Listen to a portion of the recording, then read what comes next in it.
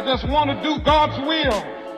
The kind of revolution that the world needs is a Christian revolution. If you want a miracle, you've got to expect it to happen. You are the recipients of God's grace and God's blessings, and you rejoice in that reality. Welcome to Life Today Live. I'm Randy Robinson. Great to have you with me. And this is one that I wanted to cover this topic and get this information out there for those of you who deal with chronic pain, because it's tough.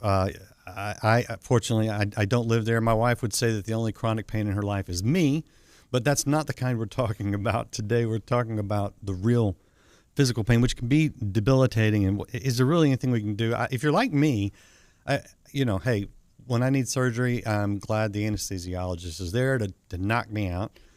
But on a regular basis, I'd rather not take any drugs, any manufactured stuff, if I don't have to.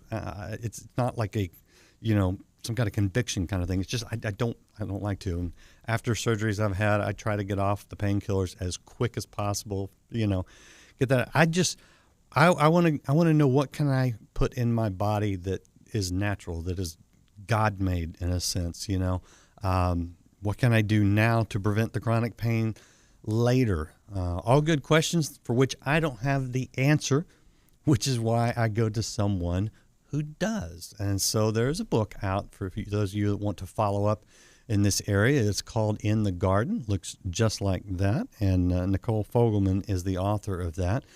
And she is going to talk us through some information that if you're dealing with this, or if you're just wanting to prevent this, I think it will be very beneficial. So chat is open. If you're watching live and you want to jump in, have a question or anything, feel free to do that.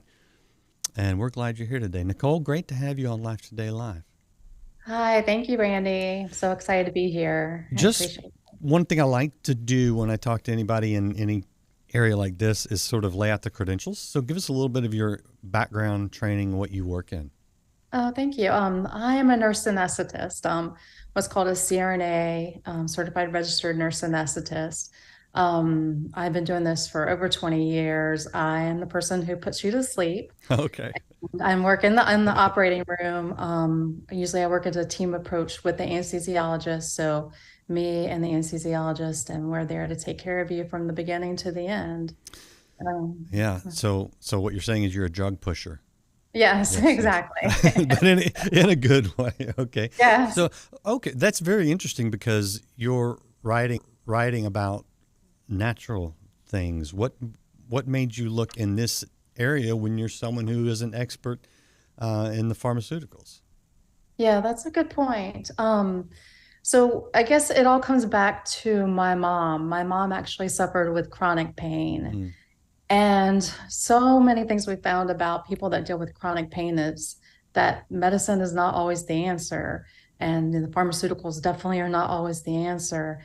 And so what we as practitioners and people in the health field had realized that it's more of about a holistic approach. And in the book, I'm talking about two of those things. One is food as medicine. And then the second, our Almighty God is definitely to help you in healing. Do you, I'm just curious, someone's commenting, and I've been using some of this lately, actually since I talked to Jordan Rubin, which you mentioned that you watch. Yes. The oils, the essential oils and things like that. Do you deal with those things as well?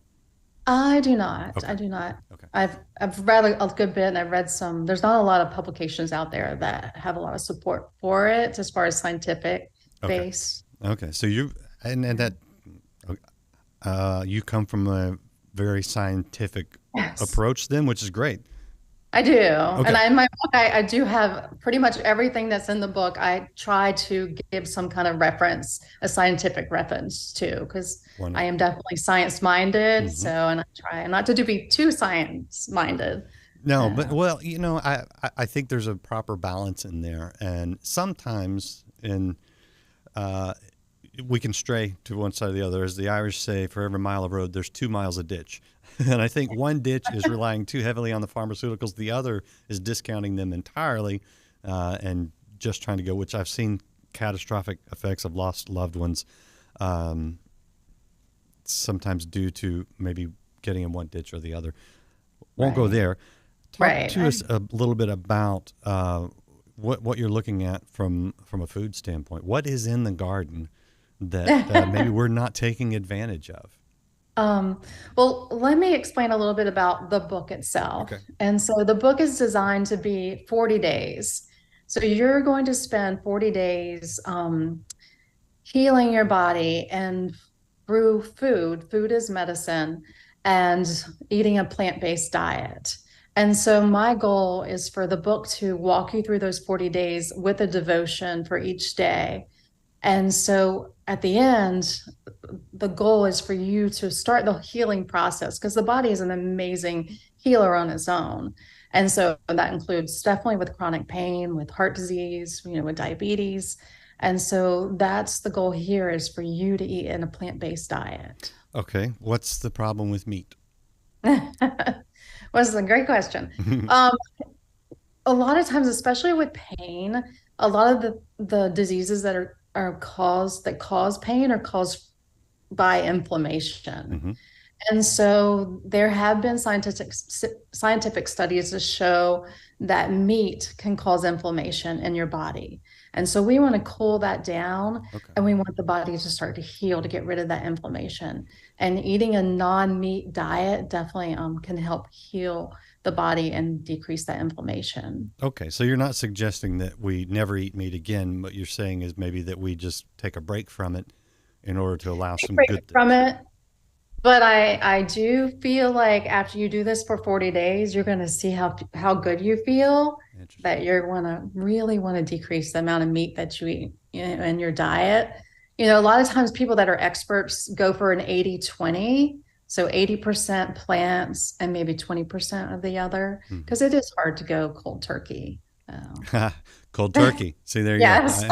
Well, let me ask you about turkey, because I tend towards what I think are called lean meats. A lot of turkey, chicken. I don't eat a lot of beef. I have a problem with it. I'm not a big steak guy anyway. I don't eat pork. And fish. I won't eat the junk fish or shrimp, anything that eats live or eats dead flesh, shrimp, lobster. I avoid those. I'm not like, hyper religious about it. I choose something else. In other words, I'll eat a white fish, a mahi, trout, salmon, things like that. If you're going to eat meat, even if it's at 20%, is there a benefit to sticking with those types of meats? I would definitely stay away from the red meat and even some of the fish, because a lot of the fish have toxins in it. Yeah. Stay away from pork. I would just treat it as you're going to cheat. Sometimes you're going to go to someone's home and your neighbor's going to make you dinner. Right. And you're going to cheat then, because she's going to make you a nice chicken and you're going to say, thank you. But from what you have in your pantry and your refrigerator, and if you want to stay, you want to stay without pain, when you want to stay without heart disease, your goal is going to be to be 100% at home, and maybe, at your neighbor's cheat a little bit. Yeah. Okay. Let's talk about the things which you are addressing, not the other things that I eat on a regular basis. But I'm rethinking that now. Where's a good place to start if I'm going to try to shift my diet in a more plant-based way? So a good place to start is in your pantry. I don't know. You haven't seen my pantry. I'm gonna have to restock mine.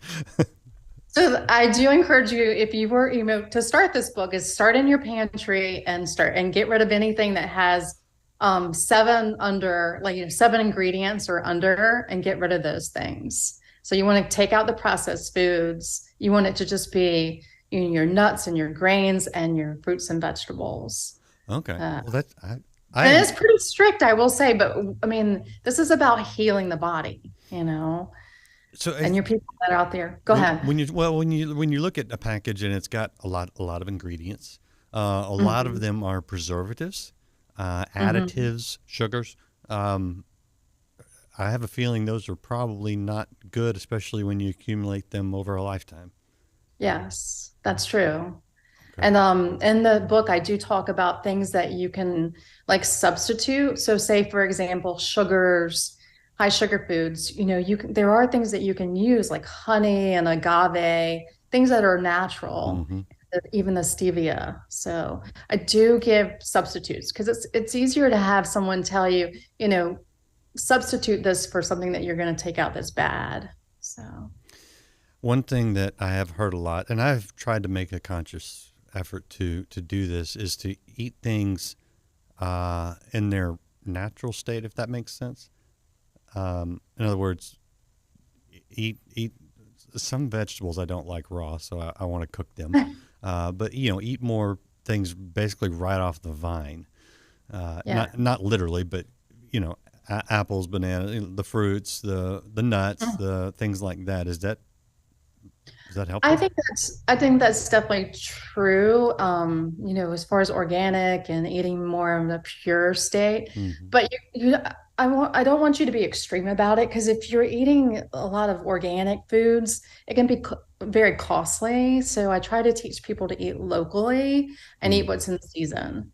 So, and I think you can do a better job at kind of staying within a budget because a lot of patients that have chronic pain and have chronic debilitating disease, their budgets aren't big for food. And when they go to the grocery store, they want to pick and choose things that are within the budget. So I highly recommend, frozen foods. A lot of time frozen foods, they're packaged, they're taken out of the garden per se, and then they're immediately frozen. So they keep a lot of the nutrients and the vitamins and minerals. And so frozen foods are great. Interesting. Okay. Yeah. A viewer has a question about potatoes.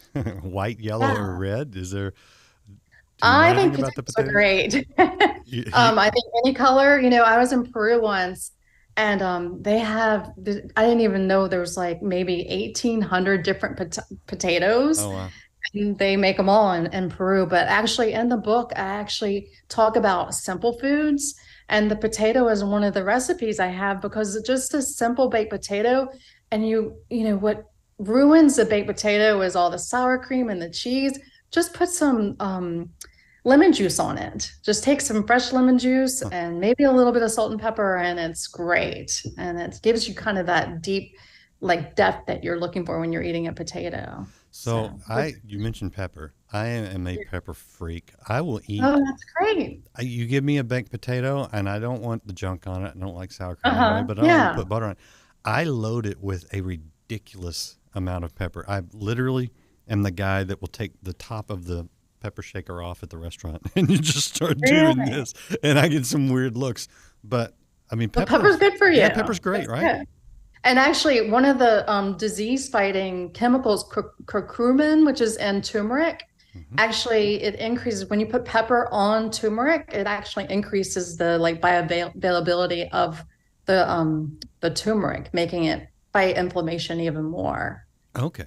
Well, let's talk a little bit about the inflammation because anybody that's in your field, they all tell me the same thing. It's the inflammation that's really doing damage to our bodies. Right. What do we need to know that will help us fight that naturally?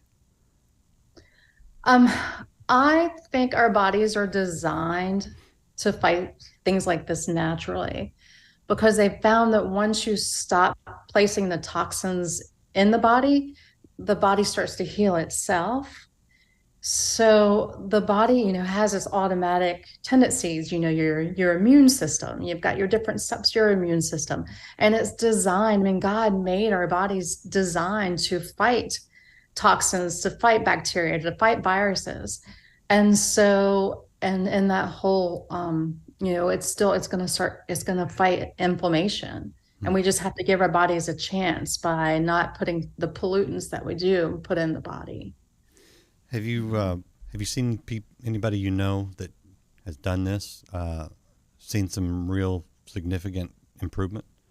Yes. I have a Facebook community since I wrote the book, and it's been interesting to see some people, actually friends of mine, I didn't even realize they had one in particular named Susan, and she's gone cold turkey and has included a plant-based lifestyle in her lifestyle, and she's lost I think she's lost like 100 Oh, pounds wow.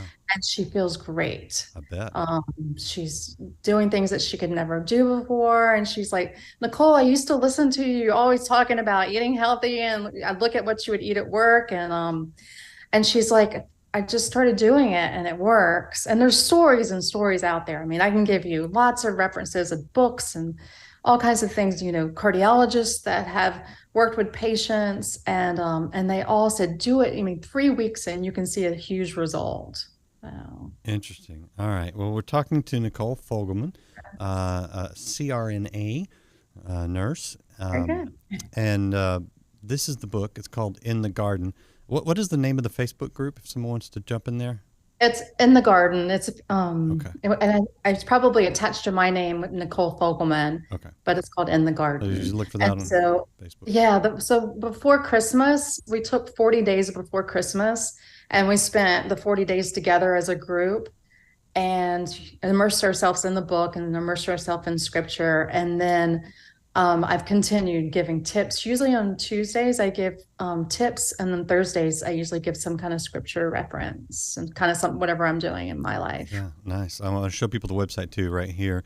This is her website. It is hopeforpain.org. Hopeforpain.org. Looks like this, so you know you're in the right place if you're watching. But it's a great resource, and this if you're sitting here going, man, I need some help. Jump on this website, join that group, join her on Instagram as well, and you can kind of be a part of a community. I want to shift gears a little bit because you don't just talk about food and diet and inflammation, although that is obviously, a center point, but you also include sort of spiritual guidance through the process. How important is it to you that we take that holistic body, mind, spirit look at this kind of thing? A lot of people in your field will just address the physical, but you've chosen to address the spiritual, and I think in between the physical and the spiritual is the emotional. They're all tied together, I see. Where are you coming from on that? Let me back about and tell you a little bit about me personally. Okay, yeah. So my mom, she suffered with horrible chronic pain. She had a disease called arachnoiditis, and she suffered like to the extreme where someone that lays in bed and has these overwhelming body spasms. And so we got to the point where there was nothing else. I mean, we've always been very close to the Lord spiritually, but it got to the point where this was all my mom had. This was it. I mean, it was just her and the Father and laying in bed. And she realized how important her faith was in the whole healing process.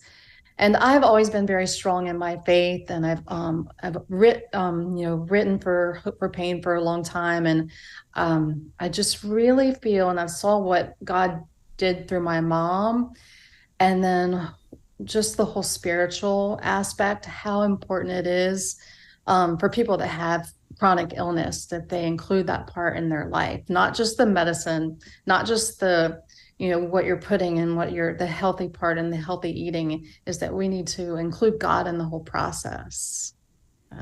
And that's the goal for me. Is I love scripture, and I've kind of written, 40 days where you immerse yourself in the Bible and learn a little bit too. I love learning. And so there's a lot about agriculture and the Israelites and, the Jewish culture. They were so into agriculture, and it was so important to them. And so within the book, there's a lot of things that hopefully you didn't even know about. So it's interesting because it's just been the last maybe 100 years, maybe not even that our diet has shifted so far away from a very natural agricultural kind of diet, and for the convenience of it all, and sometimes the ability to feed more people, that's there's some benefits there, but I think we're hitting the point where we're learning, okay, there could be some detriments as well. And so I see a lot of people like yourself urging people to get back to more natural.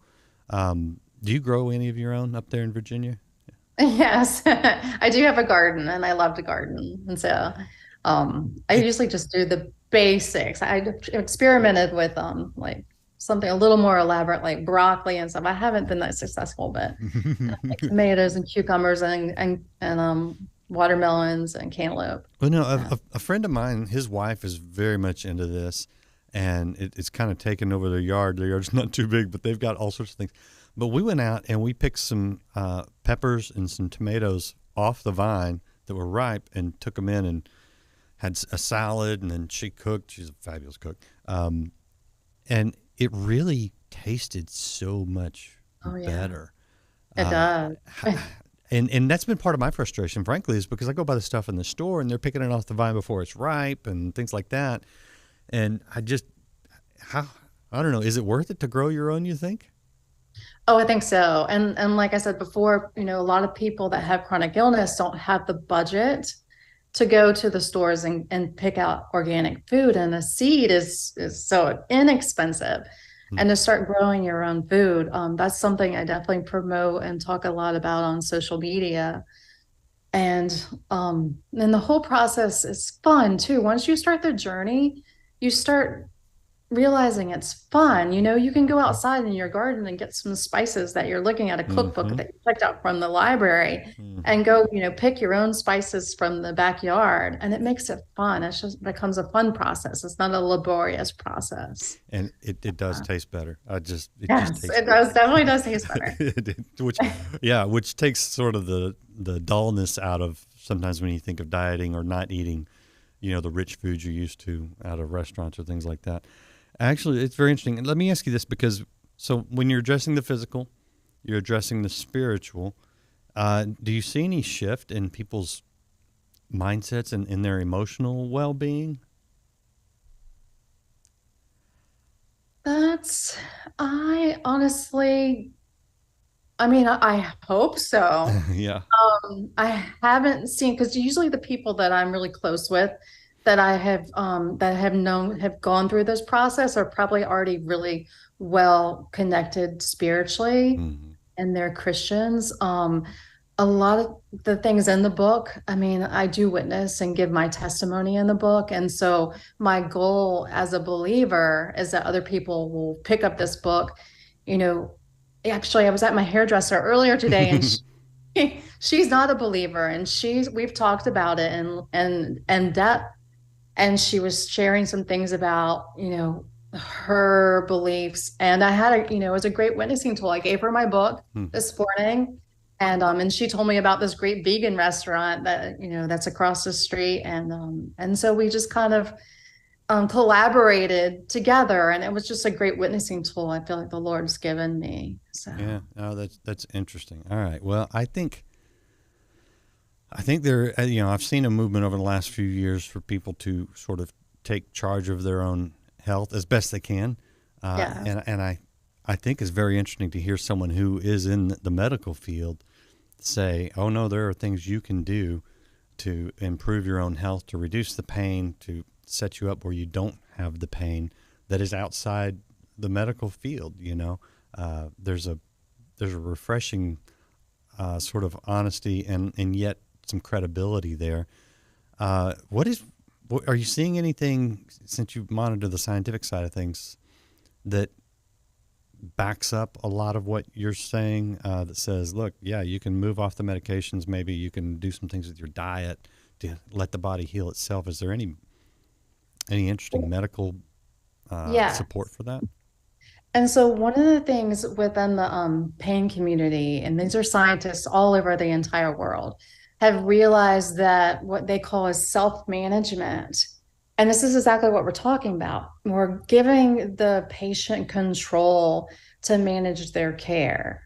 That yes, there's that component, with medications and different procedures that you can have done, but it's actually a term, a strategy giving chronic pain patients their control, and we're calling it self-management. And so whether it's yoga or Tai Chi or going to a chiropractor, some kind of holistic approach, that it needs, for someone to really get good chronic pain care, it needs to be a collaborative effort between the two.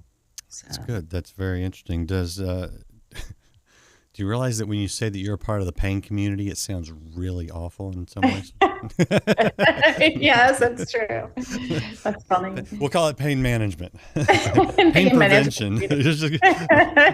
It's like, yeah, we have that around here because we do a lot of outreaches, and we have our water well, we have our feeding program, and then we have sex trafficking. And sometimes I'll catch myself saying, yeah, we're here, support sex trafficking. No, it's the stopping the sex trafficking. So it's the managing the pain. It's not the. That's thing. true. And actually, this year, to share with you one last thing, it's called International Study of Pain. And actually, this year is the goal for the year is about integrative approach to pain. So it's kind of exciting. Oh, that is. Yeah. So that just was announced yesterday. And I think maybe the best thing that anybody could get today from hearing you talk about it, from your background and the approach you're laying out in a 40-day program you're giving people to just kind of kickstart them and move them in the right direction, is hope. Yes, definitely. Someone who's suffering chronic pain, man, that's got to be one of the hardest things, is holding on to hope. Yeah. How much hope do you see when people go, okay, this works, I've got a path forward, it's not going to break the bank, Right. It's not going to require hospital visits all the time. Are you seeing some hope in people's lives? Oh, yes. And I mean, I've worked with some people. I used to have a support group at our church, and there's some, hopelessness is a real thing.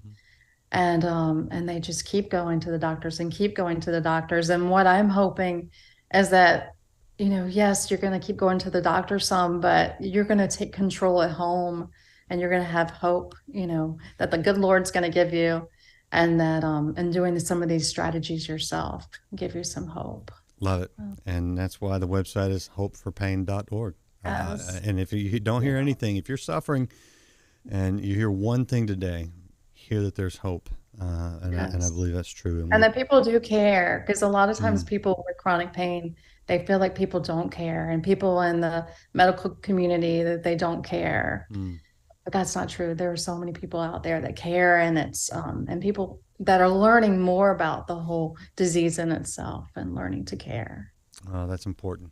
So good. I appreciate that encouragement. Is there anything you want to add before I let you go, Nichole? I appreciate it. This has been a fun talk. No, I just thank you for the opportunity. And like I said earlier, I am constantly, I guess it's called creating content. And I am on social media, and I do, and Instagram is the most, the commonest tool that I use. And my handle, I guess you would say, is the Hope for Pain. Okay. And so I'm there, and then on Facebook. And so I'm, like I said, every week I'm creating content to help people that are suffering. Wonderful. So. I love it. I appreciate your approach, and I appreciate your attitude, as well as your time here today. Thank you so much. Thank you. Thank you very much. Be sure to check out the book, In the Garden. You want to get a little help, get a little kickstart, and take 40 days. Just see what happens. Try it. That's right. It'll do something for you. And check out our website as well, hopeforpain.org.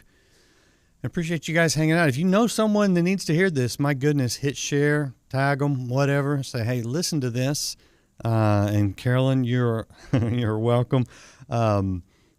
She says she lost confidence in doctors, but doesn't have to be that way.